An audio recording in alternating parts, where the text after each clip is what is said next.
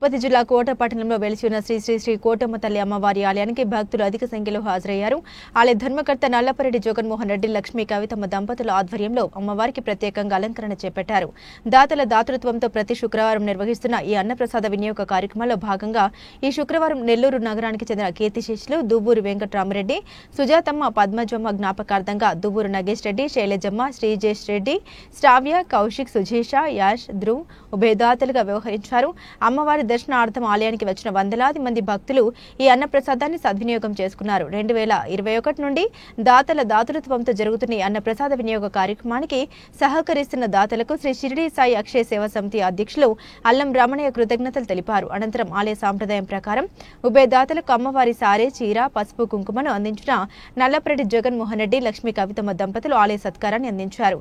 ఈ కార్యక్రమంలో వాకాటి బాలకృష్ణారెడ్డి, గాది భాస్కర్, ఆవుల సుబ్బయ్య, వెంపులూరు బాబురావు, తన్నమాల కోటారెడ్డి, శరవరన్, బాలు, శ్రీరామ్, సుధాకర్, బల్లవోలు సుధాకర్ స్వామి, ఆలయ కమిటీ సిబ్బంది, వెంకట కృష్ణయ్య, కుమార్, సాయి, సుధీర్, సందీప్, సుబ్రహ్మణ్యం, వెంకయ్య, ఇప్పలపల్లి కిష్టయ్య, రామయ్య, కోటేశ్వరరావు, ఆలయ పూజారి కిష్టయ్య తదితరులు పాల్గొన్నారు.